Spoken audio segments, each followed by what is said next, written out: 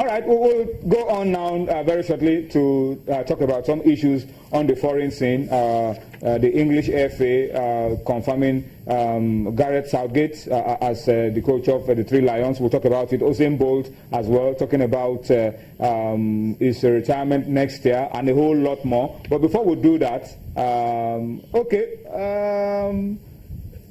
Let's talk about it. Since our producer is already talking about it. Set to be confirmed. He's been interviewed by the job 5-man panel. They had good things to say.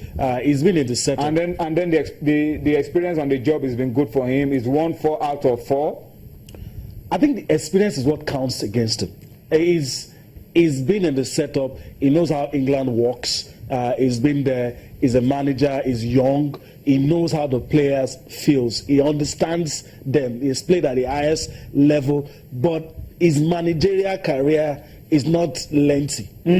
But we've seen situations where young managers come onto the scene, fresh ideas, new ideas. Pep Guardiola, for instance, after just a few years after playing the game. And a lot of people who have x-rayed what he's been able to do with the English team in the 4 matches they've played, how he has handled the players, how he has managed them, how sometimes he allows players to skip training so that when they do play, they can play well. And all of the other things, the extras that they have done. And the FA feel at this point there are fewer candidates. And it's been narrowed down because they want an Englishman to be the manager. And question is, how many English managers do you really have in the top flight at this moment? So they're set to confirm him tomorrow. I don't see anything going wrong. The 5-man panel will present its the recommendation. But of course, sources. We know how it works. Yeah, sources are already saying they've given him a pass mark. Yeah. We know how it works. We've done that before here.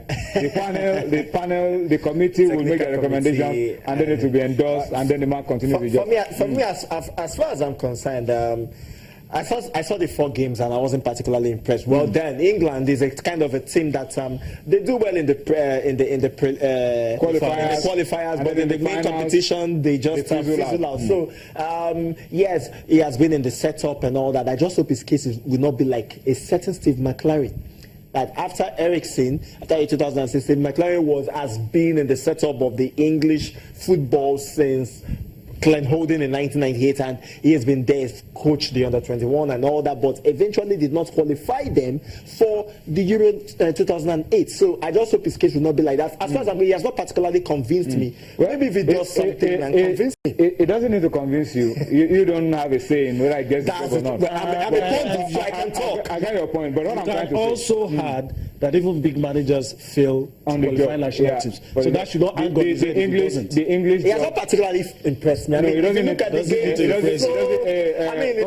it's a drab English side, honestly speaking. Excuse me, drab English side. You are not in the reckoning when it comes to those. I know I'm not. I'm a pundit. But the fact of the case is the English job and the Nigerian job have a lot of similarities. If you get the job, after a few months, they are not seeing the results, then they prepare to get you out and get somebody in, someone else in. But they're very sentimental as well. Even issues outside the football, anything can get you off. Anything can knock you off. All right.